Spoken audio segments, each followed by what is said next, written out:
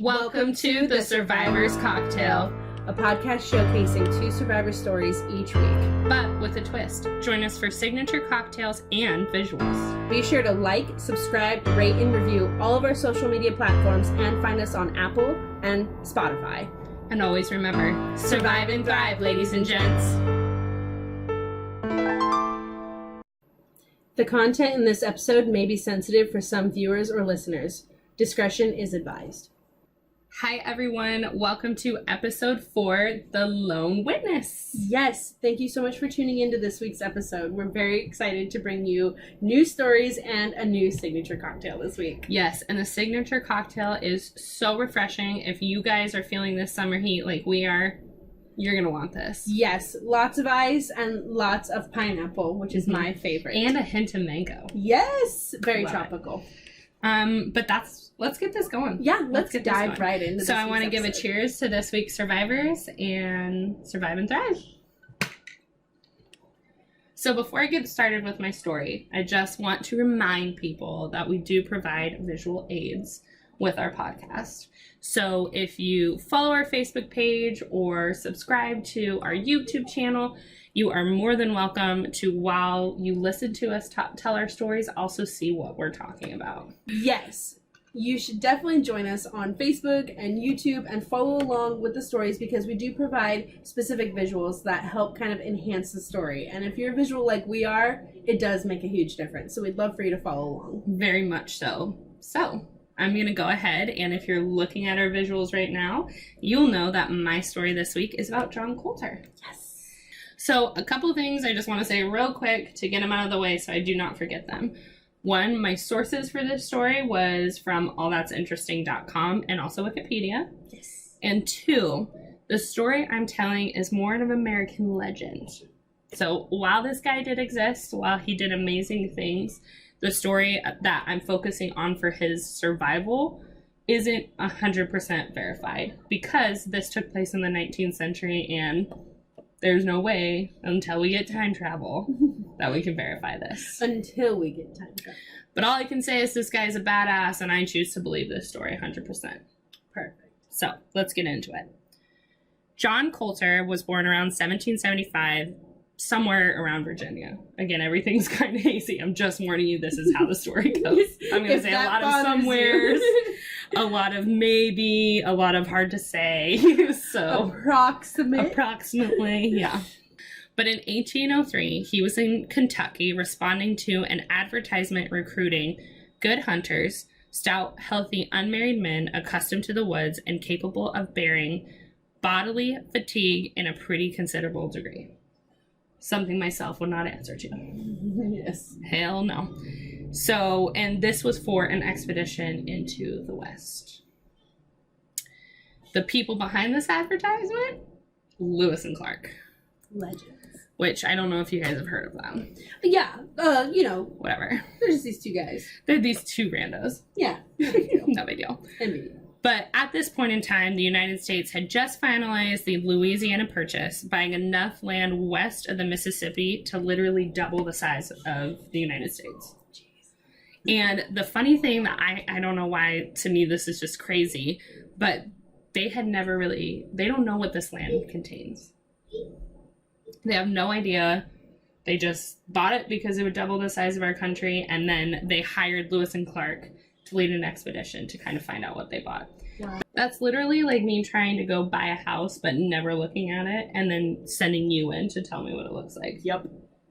I don't trust you enough to do that. You shouldn't. I know I should not. But when Coulter went and kind of interviewed with Lewis and Clark, they were so impressed by his talent for the wilderness, kind of his mountaineering, that they hired him and gave him the title of private. And are you ready for this? Paid him $5 a month. Wow. So he was very instrumental in the Lewis and Clark expedition. He was a really good hunter, so they kind of relied on him for like their big game and their meat. But he was also instrumental in finding the passes in the Rocky Mountains. So just really good at what he does. But what's funny about this is he wasn't so good about like military roles. He kind of hated it. It's To me, it kind of looks like the structure thing made him feel crazy. Like, he's like, I don't need rules to be outside. So he kind of got in some trouble with the military. But again, Lewis and Clark loved him so much that he ended up staying with them for 3 years in this expedition and traveling deep inside the American continent, mapping rivers and making contact with Native American tribes. But in August 1806, the party encountered 2 fur trappers, and they were heading for the Yellowstone River in the area of present-day Montana and Wyoming to try their luck out there. And Coulter pretty much went to Lewis and Clark and asked if he could go with these guys. He's like, I'm getting a little stir crazy. Like, I'm ready to go.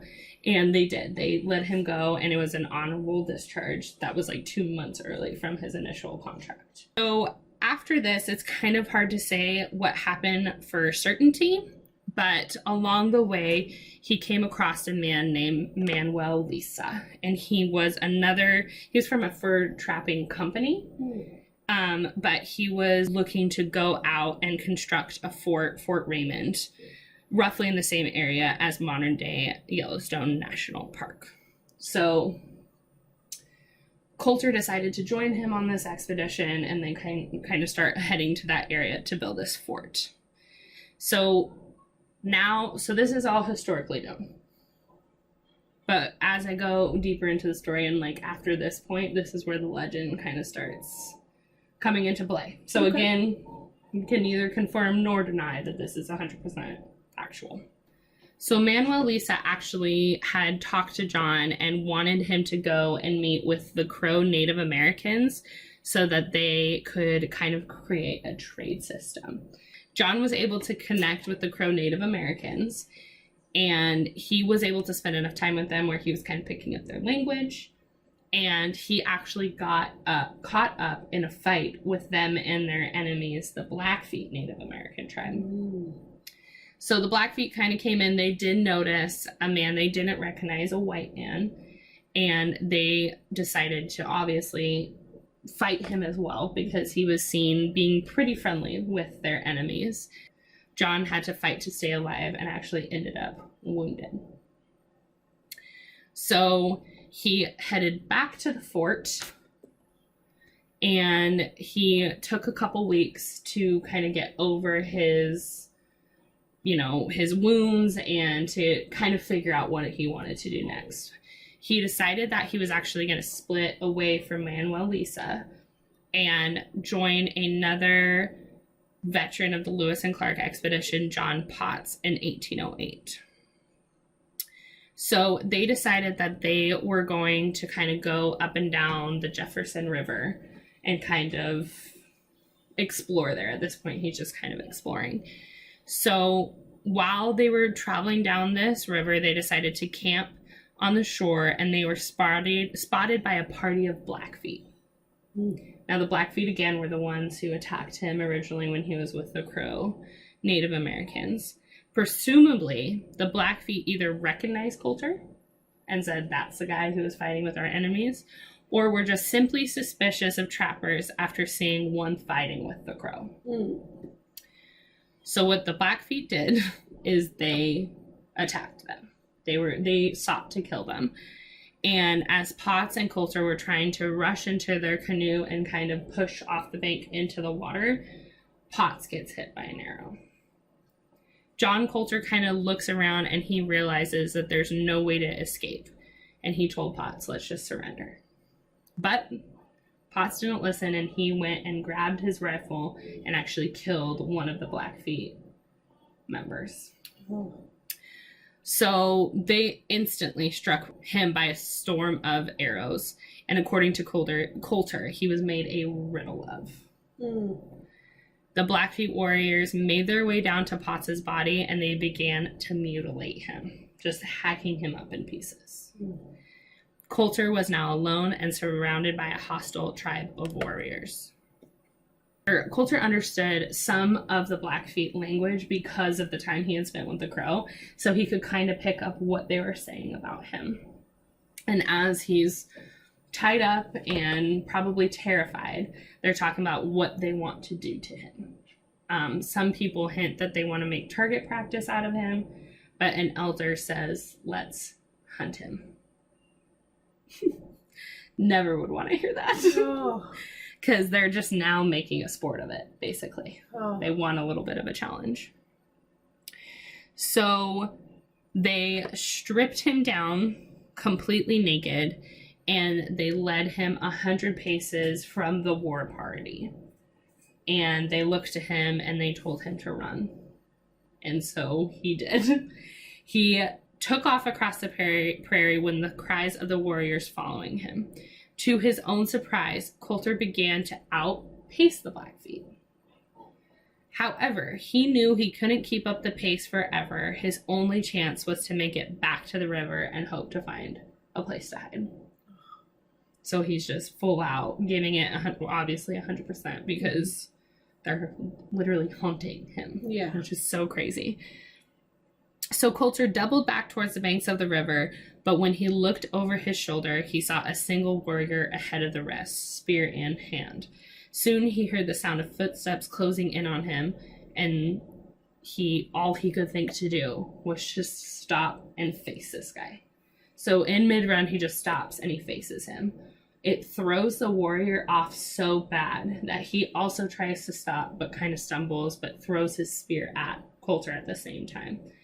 The spear hits the ground and it breaks, and Coulter actually gets it and kills the warrior. Oh my goodness. So he's able to get a hold of the spear and kill the guy who is gonna kill him. So as the warrior was dying, he let out kind of a war cry that let the other warriors know what had just happened to him.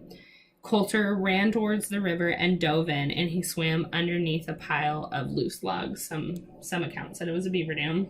Don't know why that would really matter, but he's hiding basically under the water, under these logs, but able to see these people who are hunting him. They spent the rest of the night looking for Coulter before they finally gave up. Oh, wow. And left. So while Coulter had escaped their hunt, he was still very much not in the clear. He was torn completely to shreds, especially his feet, and he was completely naked. He was also miles from the nearest point of civilization, and he lived on nothing but edible weeds. So as he's trying to get to civilization, that's all he's eating. He walked for 11 days until he reached a trader's fort on the Little Bighorn. This guy, Dude, 11 days eating just basically grass. Yeah. After returning from this ordeal, John spent a couple more years in the mountains. He was exploring the Tetons and Yellowstone and no non-native places, basically, that people have been. Mm-hmm. But in 1810, he actually heard about two of his former partners also being killed by the Blackfeet. And at this point, he swore he was never going to go into the mountains again. He was done. He then emerged from the wilderness, and he just wasn't the same man who had set out from Kentucky just 7 years before. He did settle down and marry a girl named Sally, and he purchased a farm. So after he was done, he was like, okay, I'm going to do this.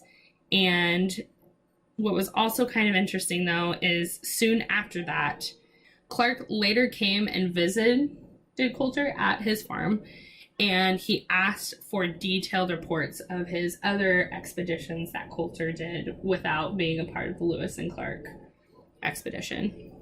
Clark created a map with his help and the help of their expedition, which at the time was the most comprehensive map produced of the region and was for the next 75 years. So again, Coulter had a lot to do with a lot of this.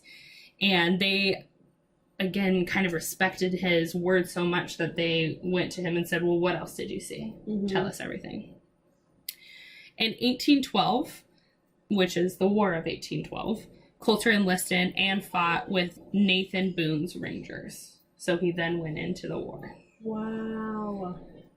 Only 3 years after emerging from the mountains after all this, and then after joining the war, Coulter actually dies in 1813, and they think Again, they don't really know, but they think it was from jaundice.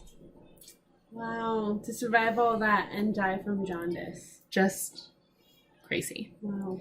John Coulter's life quickly passed into legend. It was very popular. In fact, in 1912, there was a silent film made about it. Wow. Which, if you're looking at our visuals, you can see the flyer for. Oh my gosh. But it was called John Coulter's Escape. Huh. So it became a very popular story. And while many historians say that this didn't happen, there is actually one piece of evidence that would put him in the same region around the same time of when he's saying these things happened to him.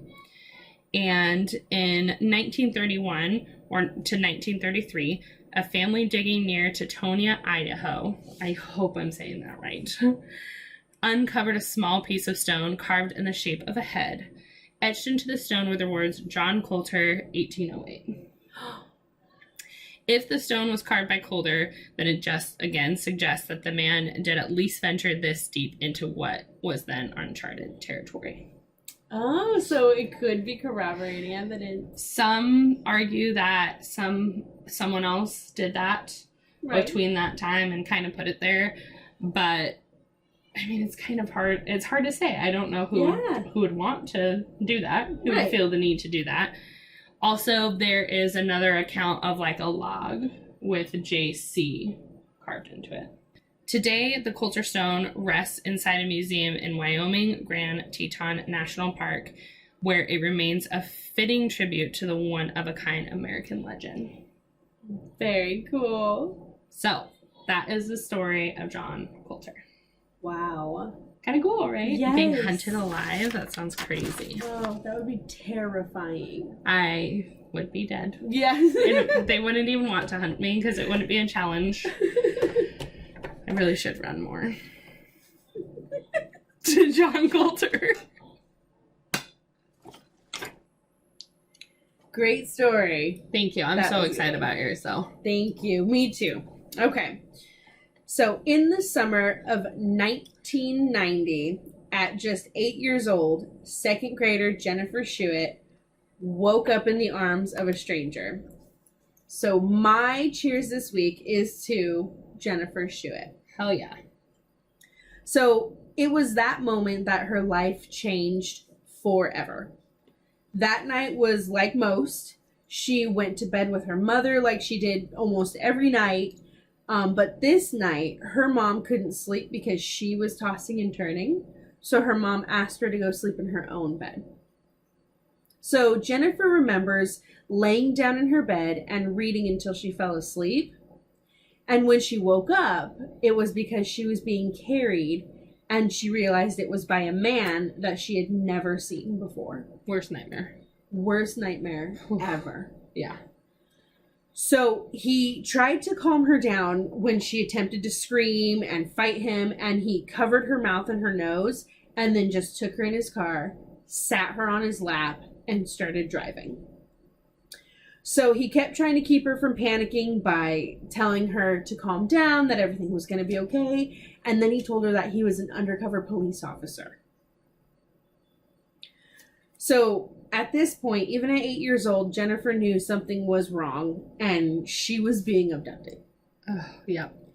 The man took her to a parking lot where they basically sat in his car and he told her that he was waiting for her mom to come get her. But after some time passed, she realized that that wasn't going to happen.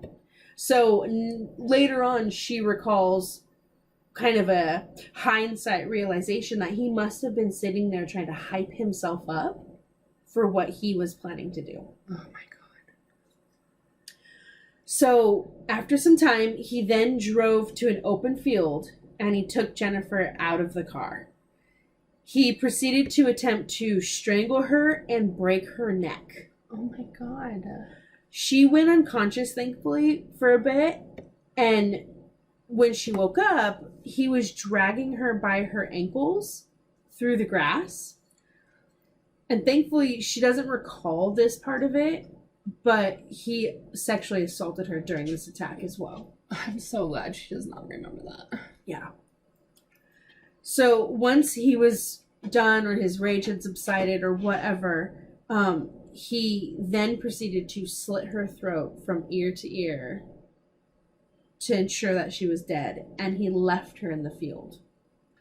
So, astoundingly, Jennifer herself recalls regaining consciousness on and off following the attack after he slit her throat and all of this happened. She remembers not being able to scream because of the wound to her neck, but at first she didn't realize it was because she was hurt. It wasn't until she gained the strength to bring her hand up to her neck that she felt the wound and then saw blood and realized that she was seriously hurt. Oh my God. And that's why she couldn't scream. At 8 years old. At 8 years old. So she was completely unable to stand up. She had no strength other than to move her arm a little bit and then move her head side to side and kind of look left to right a little bit. So while she was laying there, she actually recalls feeling peaceful and not at all scared. Like truly believing she was going to die. She said she wasn't scared. She had just kind of accepted that that was happening. Wow. But at different points, she kept regaining consciousness and she was able to turn her head slightly. So then she started seeing cars driving by and hearing people. So she was just yards away from other people. And although she was like at peace with dying, she wasn't. She was coming in and out of consciousness. Right. She recalls that she could start to feel the ants like crawling on her and stinging her and biting her, and help was just so close yet like so far, and she could literally just only lay there. But then after some time had passed, which we now know it was 12 hours passed, she's laying there that for she 12 lied hours. there. Mm-hmm. Wow. Something hit her foot. A group of kids, and she had heard them, were playing in the field. They were playing tag or hide and go seek, so they were chasing each other. And one of them, thinking he found his friend, went running after her, thinking she was his friend, Oh, no. ended up tripping over her foot and discovering her. Oh. So during this time period, 12 hours had passed, her mother had already reported her missing. The police were already out looking for her. So the search was already on for her, and this little kid just happened to stumble upon her after she had, Thank goodness, laid there for 12 hours. So the next thing she remembers is an officer just kneeling next to her in the field and saying everything would be okay, that he was there to help her. And then when the rest of the help and the crews arrived, she was life flighted to the hospital, but the officers began basically investigating a homicide. Right, because he tried to kill her. Essentially, and they did not think that she was going to live. Right. Beyond really arriving at the hospital. They just kind of assumed that this poor little girl with such a bad wound wasn't going to pull through. So, although her wounds were extremely severe, and so severe, so much so that she was unable to speak completely, she remained resilient and determined to actually give them as much information she could, and Beautiful. she did it with notes. So, in the hospital, this traumatized little girl was still extremely weary of police officers because the abductor claimed to be one. So she wanted to help find him, but she was scared. So she would write these notes, give them to her mom, and her mom would take them outside the hospital door and give them to the police officer that was guarding her hospital room. If you guys are looking at the visuals right now, it's unnerving watching or looking at a child's handwriting with saying what she's saying. It is incredibly, I think, impressive. It's incredibly sad that she had to be in that position.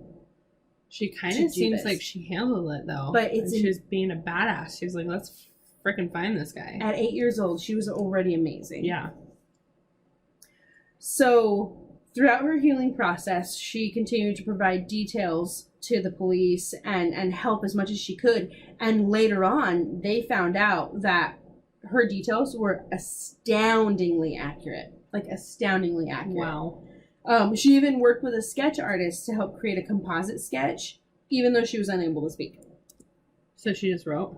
So, yeah, basically they exchanged notes. The sketch artist had her look through a book of different eyes and nose and mouths. And so she had her choose or say, less or more with, like, notes. And the little girl was able to help the sketch artist put this composite together. Pretty good. Pretty close. So she provided detailed descriptions of his car, of his cigarette brand, even what types of beer cans were rolling around in the car. So she's just she observing everything. Literally is like a little mini detective. It's amazing. But with kids, I feel like my kids are like that because they ask me like the weirdest questions. Mm-hmm. They notice those little details. Notice the little details because they're not used to details as much as we are. We're so desensitized by everything. Yeah, we almost blind ourselves to it. Exactly. Yeah. So, despite her resilience and then, of course, the police's investigation, the case actually ends up going cold. Really? Yes. So, Jennifer, although she refuses to give up, there's not much more they can go on because it's, the early 90s and their investigation is just not leading them anywhere. She did continue to search for the man in her own way, and as the years passed, she actually stayed in the same town and although she was haunted by the attack, she stayed in that town and she kept living her life. Good. 10 years following the attack, she graduated high school. Yay. She started college, and she started moving on with her life. Good. 15 years following the attack, she started a relationship with a long-term friend who was also a supporter of her life journey and had been with her for a while, and they actually ended up getting married. So he later already on. Knew. That's like one less person you have to explain everything Exactly. to. So he had been a long-time supporter, adorable. and she found love. So cute. And then 18 years after the case was passed from new detective to new detective, Jennifer finally received a call from the newest detective, and he wanted to meet with her. Beautiful. So at that point, Jennifer was determined to help this new detective, Tim Cromie, solve her case. Mm-hmm. So Detective Cromie later said that it was essentially the most crucial piece that she lived. She was the lone witness to so many details that otherwise they would not have known. Right. So had she have not been such a resilient, powerful young woman and stayed strong all those years, they would not have had the detail and what they needed to solve the case in his eyes. And I agree with that. 100%. Well, what I kind of love about her is she went out, she got herself a life, she found happiness, and then she was able to go back and say, let's do this. Like, absolutely. She's her own person. She has her own achievements, but she's ready. Yes. To go nail this fucker. And she's not going to back down. Good. And she wanted to go to trial and fight for justice. There was no fear about that.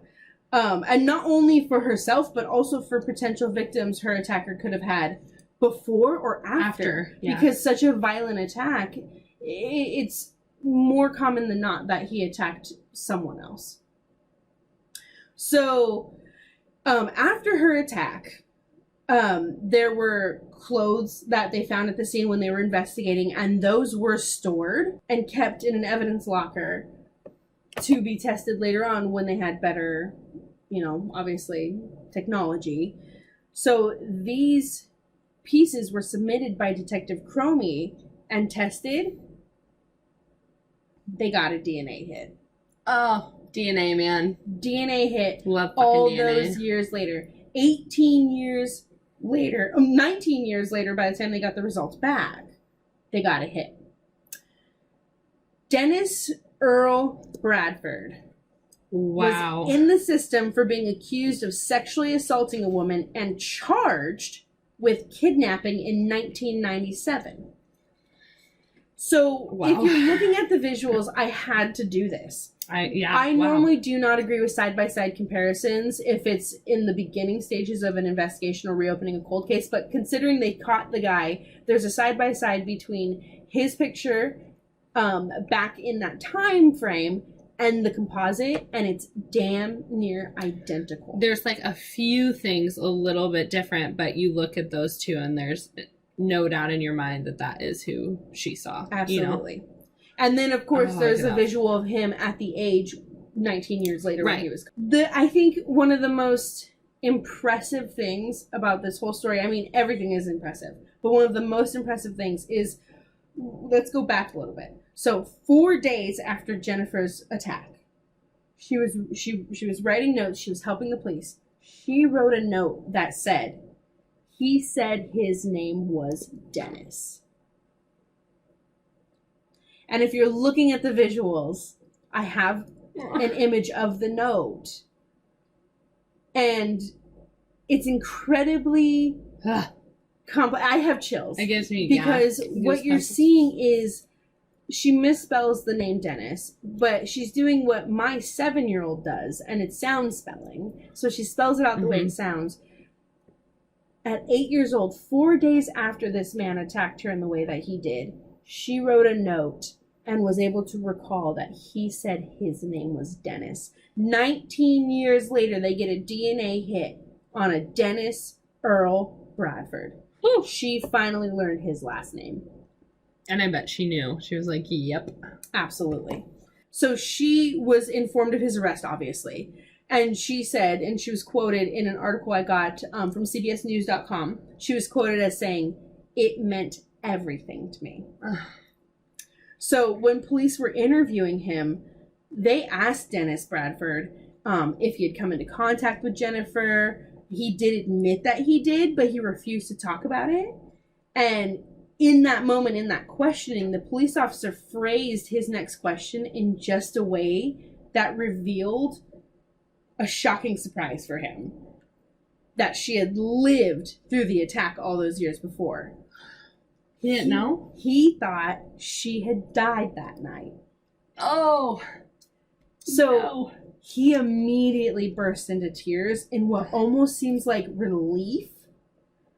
And I have the audio and the visual of it. And I will give credit. This is from a CBSNews.com article, but I believe it is a 48 hours based clip. Oh, yes. I'm excited. So if you're tuning into the visuals, you'll be able to see it. But here is the clip of him finding out that she was alive 19 years after he thought he had killed her. You ever heard the name Jennifer Schuett? Yes. Did you ever have occasion to come in contact with her? Yes. Tell me about that. No.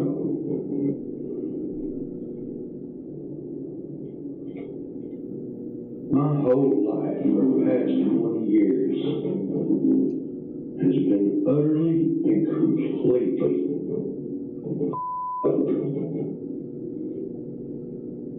of my mistake. I can tell, obviously, this affects her a lot, but I think you would, if you were to see her, I think you would be extremely proud of her. I really do. Oh, thank you. She's alive. She's alive. She's alive. You want me to tell you she's incredible. So, although Dennis Bradford was arrested for the assault on Jennifer, he did selfishly commit suicide before he could be tried for the assault. Ugh. And although she was initially devastated that she couldn't see that day in court, she did find a way to find peace with it all. So 20 years after the attack, she went and sat on his grave and read him her victim impact statement. And when she was done, she, just talking with her husband, questioned if her husband had thought that Bradford heard her. And in that moment, she said she felt an ant bite her. And she knew that he heard her loud and clear. Oh, my God. So Now she is a fierce advocate for other crime survivors, and she even went on to have a daughter and then a son with her husband, and she states that they are her happy ending. Oh, look how cute they are. And that is the incredible survival story of Jennifer Schuett, Damn, the that was lone good. witness to Dennis Bradford's assault on her. So I have a question for you. Okay. Do you think in that video that was a genuine reaction? I think that it was a genuine reaction of relief on his part, because I think an individual that could do something of that nature to another person, especially a child, An innocent. they do not have the same empathy, or they compartmentalize their level of concern for others in a way where I don't think he was relieved that she was alive for her sake, But for him. but for him, because For his he guilt. knew that now he didn't have to feel guilty or feel like he was going to be tried for murder because she lived. Yet he still committed suicide. Yet he still committed suicide. Whew, that was a good one. Thank you. Awesome. Thank you for tuning in to this week's episode, The Lone Witness. Be sure to follow us on social media so you can find the new content each week, and find us on Stitcher, Apple Podcasts, Spotify. We would love it if you rate, review, subscribe, and share with your friends. And always remember, survive and thrive, ladies and gents.